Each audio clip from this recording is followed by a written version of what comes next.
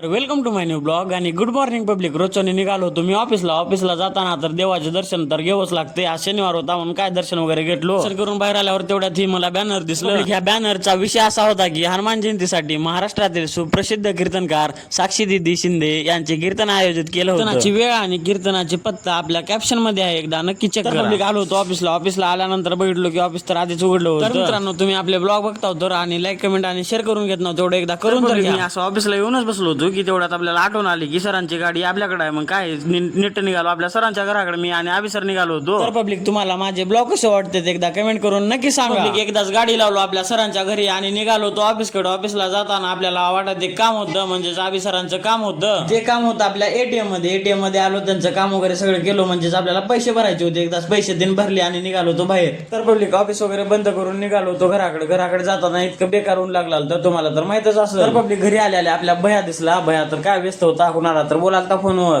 तर पब्लिक, आजच्यासाठी एवढंच. ब्लॉग कसा वाटला एकदा कमेंट करून नक्की सांगा. Bye bye.